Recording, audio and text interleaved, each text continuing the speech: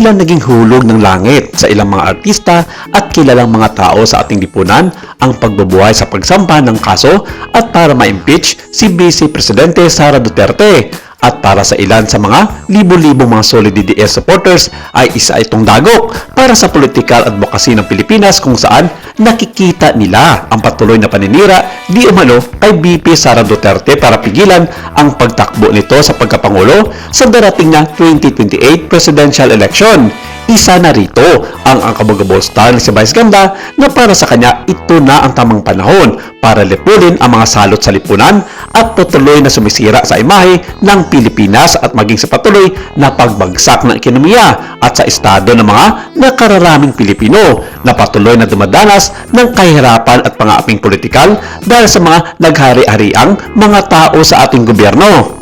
Tila ang naging payag ni Vice sumakailan lamang na kanyang inihayag sa isa sa kanyang mga segment sa kanyang show na It's Showtime na mayroon ng maganda at may pag-asa ang ating mga susunod na henerasyon dahil sa patuloy na paglinis ng ating gobyerno sa mga magnanakaw at korap na opisyalis at mga namumuno sa ating bansa. At ang pagpapatanggal at planong pagpapakulong sa isa sa pinakamataas na opisyal ng ating gobyerno ay kalintulad ng isang magandang awitin na parabang nagbibigay pag-asa hindi lamang sa kanya kundi maging sa buong madla na patuloy na naghihintay ng pag-asa na malutas ang talamak na patayan at nakawan ng mga namumuno sa gobyerno. Hindi man ito pinangalanan ni Vice Ganda ang taong kanyang pinapatungkulan pero obvious naman na si VP Sara Duterte ang kanyang tinutukoy dito base na rin sa halos lahat ng mga nagkomento sa naturang video episode.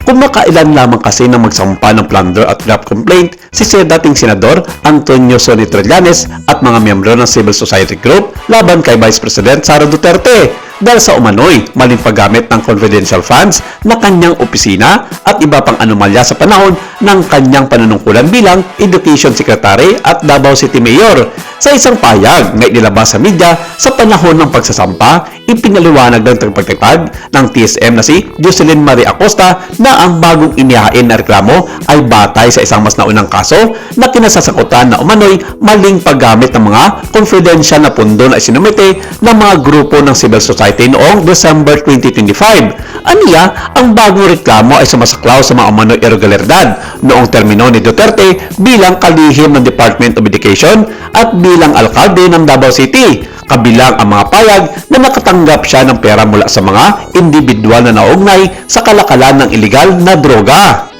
Inakusahan ng reklamo ang malawakang maling paggamit ng pampublikong pondo, kabilang ang 650 million pesos na confidential funds mula sa Office of the Vice President at DepEd. Gayon din ang 2.7 billion pesos na confidential funds noong termino ni VP Sara Duterte bilang Davao City Mayor.